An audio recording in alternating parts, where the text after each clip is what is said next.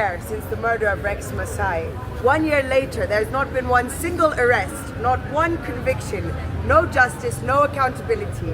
So as we are outraged with the murder of Albert and the murders since then and the historic extrajudicial killings and police violence and brutality, we also demand accountability and prosecution and arrest of all of those who participated in the murder of the Gen Z last year. How is it that 1 year on, when the murders were clearly identified on camera, on CCTV, they've been named, they've even been in court, how is it that we're still only in an inquest to decide whether or not there's enough evidence for trial for only one case of Rex Masai? And there were 60 plus youth murdered last year. So as we demand justice for Albert, we also demand justice, accountability, arrest, prosecution and compensation for the families. All of those families were also had tragic losses. Their children tortured, some leaving behind children, leaving relatives. Some have still not been found, some abducted, not yet returned to this day. Others showed up in morgues. Why is it this one that is only being recognized as so tragic and so urgent? We stand with Albert and we stand with his family, but we also stand with the families of all of the victims of extrajudicial killings. Stepping aside is not enough. Resigning is not enough. Arrest and prosecution of all of the murderers, all of the state murderers, their commanders, their leaders, their accomplices. Even Ruto is our chief murderer, directing the army and the police forces, the military who are clearly shown to have murdered someone, as well as the police murdering 60 youth and plus. So Ruto, utarudi ICC, hatujamalizana na wewe na watu wako. We'll pursue every avenue available to us through Kenya, regional, continental, and international in the pursuit of justice. Yeah, my name is Dongi Githuku from Kongamano, La Mapinduzi, and the PLP. So I'm here to address the issue of stepping aside. The issue of Lagat having stepped aside yesterday. I think this country is full of jokers who are in office. Because when we came out in the streets the first time, we did not call for the stepping aside of DIG Lagat. We called for the resignation of Elliot Lagat and the consequent prosecution of the same criminal and suspect in the case of our brother Albert Ojwang. So we are flabbergasted that yesterday we saw a statement which was written by the former DIG, who actually did not address anybody. That letter was not addressed to anybody. So the first question is, who is that letter addressed to? And the next one is, we did not ask for his stepping aside. We asked for his resignation. We demanded that he resigns from this position. So we are here to reiterate that he must resign. Elliot Lagat must resign. Lagat must resign. And be arrested. Not only to resign, but be arrested. Thank you very much. Immediately after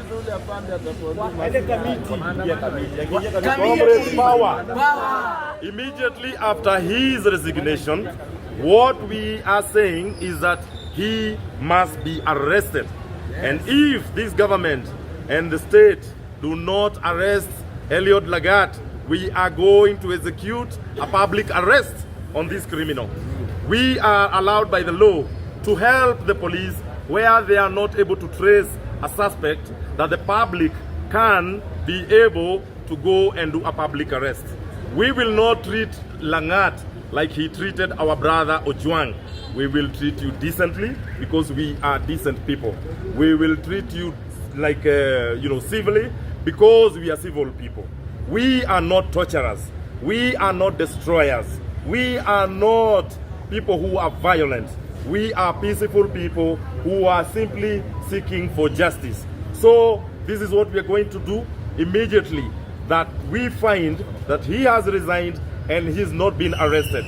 And after he resigns, we will give an ultimatum of up to when we will vumilia for him to be arrested.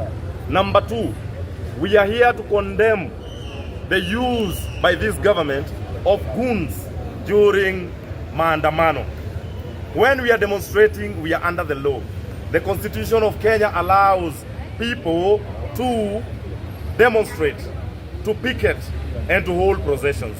So today we are demonstrating, but we are aware that under the leadership of people like Gaucho, they are going to bring goons to try and scuttle this very peaceful group. We are not worried.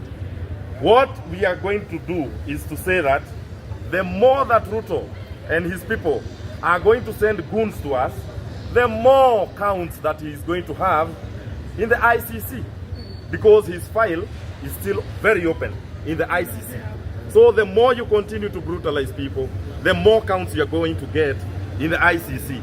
The more you are going to hurt our people, the more we are going to have counts that will prosecute you in the ICC. So we are not worried, we are peaceful. And to the police, there is no need of using tear gas on us. The tear gas canisters that we are using, when we checked last time, they are already expired. Please go and dispose of those tear gas canisters. They are expired and they are not fit for human consumption. So what we would like to tell this government, instead of stocking and restocking expired tear gas, please let us have BCG vaccines in our hospitals for our children.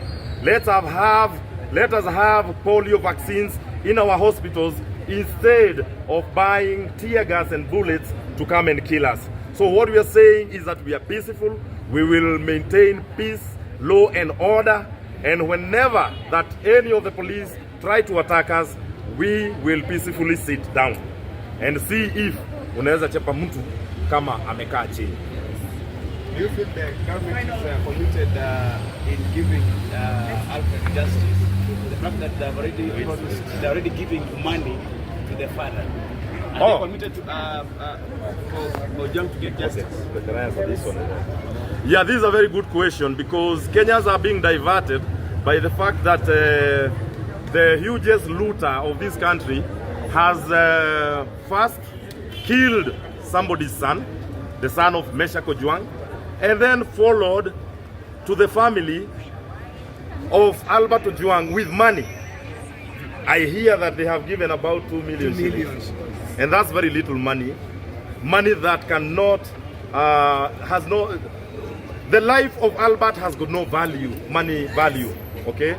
So the more that you continue trying to bribe and compromise the family of Albert Ojwang by giving them more money, is the more that we are going to organize to actually make sure that we will raise money as the people of Kenya, give it to the family of Mesha Ojwang, and take the 2 million back to State House. Yes. Because that is blood money. Yes. Money cannot There return is Ojwang lives. Money cannot return Ojwang life. Watu wanatudanganya na pesa. Pesa itarudisha mtoto wa Ojwang uhai. Yeah, so what we are saying is that we have a president who is so used to bribing, a president who is so used to using money, a president who is so used to having his solutions done through money, but Kenyans are wiser than that. We are now at a stage where we cannot allow money to come and scuttle us. So we will changa the money and return the money to the looter, the butcher of Sugoi.